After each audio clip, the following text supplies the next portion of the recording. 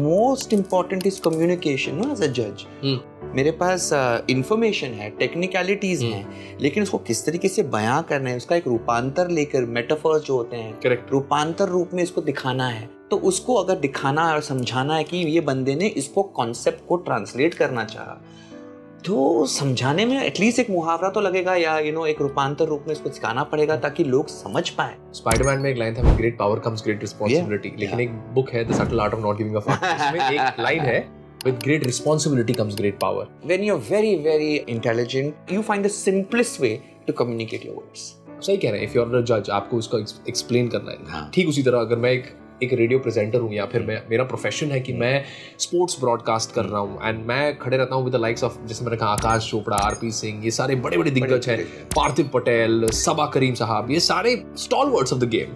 तो आप उनके साथ खड़े होकर जब आप बात कर रहे हो, एटलीस्ट एक आपको शब्द आने चाहिए। And I had to really work on myself, because आप इंडिया को तब केटर नहीं कर रहे हैं, भारत को केटर कर रहे हैं। हर एक कोने में आपका वो शो पहुंच रहा है, and it is injustice to those people अगर आप अच्छी भाषा में नहीं बोल पा रहे, कि उनका प्रॉब्लम नहीं है, आप कर रहे हैं। Yeah, if I was a dancer, I wouldn't care ना, क्योंकि मेरा डांस बोल लेगा। अब मैं जज के रूप में बैठा हूँ और मुझे इसी का विश्लेषण करना है।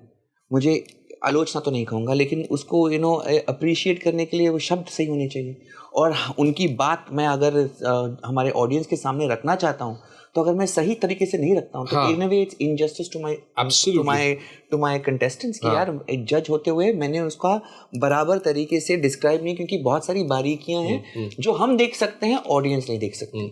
उसको दिखाने के लिए, उसको समझाने के लिए अगर मेरे शब्द कम पड़ रहे हैं या मैं उसका गलत तरीके से बात कर रहा हूँ, तो फिर मेरा फायदा ही क्या है? Most important is communication no as a जज। और वही चीज़ पर अगर तुमने काम नहीं किया, मेरे पास इंफॉर्मेशन है, टेक्निकलिटीज हैं, लेकिन उसको किस तरीके से बयां करना है, उसका एक रूपांतर लेकर मेटाफर्स जो होते हैं, करेक्ट, रूपांतर रूप में इसको दिखाना है। अगर किस चीज़ का वर्णन करना है जो एब्स्ट्रैक्ट है, ओके, जिसका कोई रूप ना हो, ओके, तो उसको अगर दिखाना और समझाना है कि ये बंदे ने इसको कॉन्सेप्ट को ट्रांसलेट करना चाहा, तो समझाने में एटलीस्ट एक मुहावरा तो लगेगा या एक रूपांतर रूप में इसको सिखाना पड़ेगा ताकि लोग समझ पाए इसकी एलिगरी क्या है, इसकी मेटाफोर क्या है, ताकि लोग बोले अरे वाह कितने समझदार हमारे कोरियोग्राफर्स हैं, और आज की पीढ़ी बहुत समझदार है।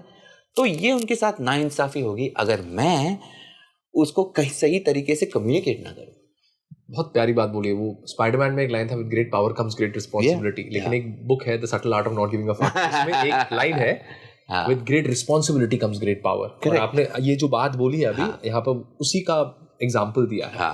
सही कह रहे हैं, if you're a judge, आपको उसको एक्सप्लेन करना है। ठीक उसी तरह अगर मैं एक रेडियो प्रेजेंटर हूँ या फिर मेरा प्रोफेशन है कि मैं स्पोर्ट्स ब्रॉडकास्ट कर रहा हूँ एंड मैं खड़े रहता हूँ विद द लाइक्स ऑफ, जैसे मैंने कहा, आकाश चोपड़ा, आरपी सिंह, ये सारे बड़े बड़े दिग्गज हैं, पार्थिव पटेल, सबा करीम साहब, ये सारे स्टॉलवर्ड्स ऑफ द गेम। तो आप उनके साथ खड़े होकर जब आप बात कर रहे हो, एटलीस्ट एक आपको शब्द आने चाहिए। And I had to really work on myself, because आप इंडिया को तब केटर नहीं कर रहे हैं, भारत को केटर कर रहे हो। हर एक कोने में आपका वो शो पहुंच रहा है, and it is injustice to those people अगर आप अच्छी भाषा में नहीं बोल पा रहे, कि उनका प्रॉब्लम नहीं है, आप कर रहे हैं। और ये जरूरी नहीं है ग्लेन कि हम बड़े बड़े शब्द यूज करें, ये जरूरी नहीं है। हमें शशि थरूर नहीं बनना है, करेक्ट, अंग्रेजी वाला शशि थरूर, हिंदी वाला शशि थरूर नहीं बनना है, जहाँ पे वो अल्फाज वो जो इस्तेमाल कर रहे हैं उसी को मतलब सीखने में मुझे शब्दकोश निकालनी पड़ेगी, इसकी शब्दावली क्या है। ये शब्दावली की ज़रूरत नहीं है, करेक्ट, वोकैबुलरी की इतनी ज़रूरत नहीं। बस जो भी है हम उसको बहुत ही सिंपल, बहुत ही सटीक, बहुत ही सरल तरीके से हमारी बात पहुंचा सके और बहुत प्यार के साथ कहें या एम्फेसिस के साथ करें, यही इंपॉर्टेंट है।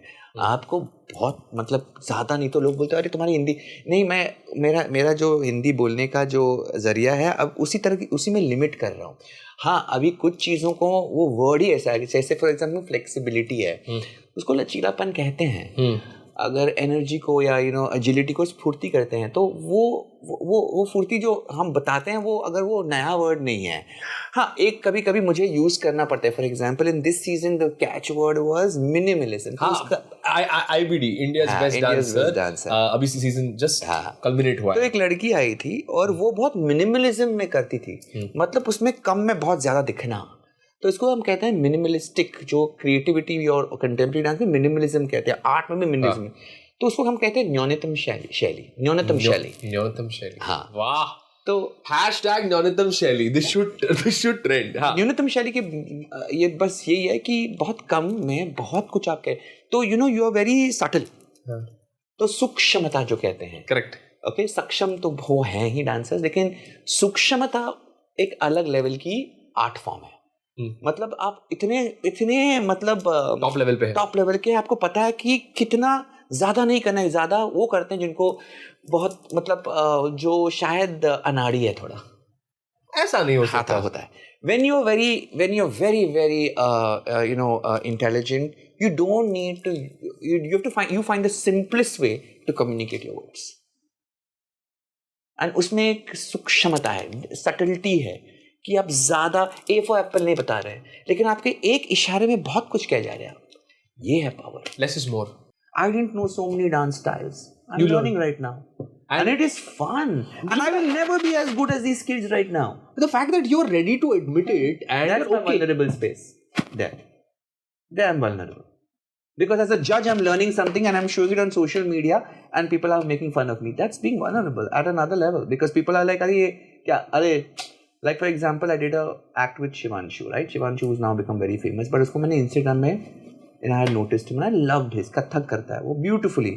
And I like classical dance. मैंने बेटा मुझे सिखाओगे? I'm really a fan of your work. उसने मुझे सिखाया, हमने एक रील करा और लोग मुझे उसकी तुलना कर रहे हैं. भाई, he's doing Kathak for 15 years since he was a kid. Or maybe more, because he was 24 or something like that. I have learned it in 3 hours. How can you compare him? But people don't see that. तुम जज हो, तुम उससे बड़े हो, तुम्हें आना चाहिए. बट भाई जज इट्स लाइक सेइंग तुम कार्डियक सर्जन हो, अरे तुमने ब्रेन सर्जरी क्यों नहीं बराबर की? डॉक्टर हो ना, आना चाहिए. ऐसा नहीं होता ना. आप डॉक्टर एनेस्थीसिया वाला भी है ना, क्यों आप एनेस्थीसिया को बोलेगे मेरे हार्ट का सर्जरी करो? नहीं ना. स्पेशलाइजेशन होती है. हाँ, अगर कंटेम्प्रेरी में मैं कुछ गलत कर रहा हूँ या मैं बहुत ही लो लेवल का परफॉर्मेंस है, then I would be like अरे यार, then as something. But if I am learning new styles, but then see, if I'm too scared, I know a lot of choreographers also want to do what I want to do, but they are so scared of how the audience is going to react. So they are like, मैं नहीं करूँगा यार, लोग गाली देंगे. गाली देने दो. And a lot of people give like, तो क्या?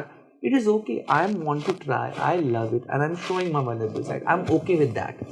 I'm okay with all of those things. But he also had a soft corner for you. He always prayed for you when you used to go for your dance classes. तो आप late आते थे, ठीक है? मैं after you, I was the youngest because I was the first child to be born in the Lewis family.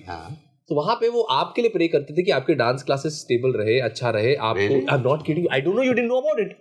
He prayed for your dance classes. Say that Terry dance classes करता ताका बड़ी stability the, health the, and let nobody cheat him. Let everybody protect him, his health, because he's the youngest, and take care of him in whatever he does, and let him keep calm mind. He always said that. I think my mother and father both prayed for my protection in many ways.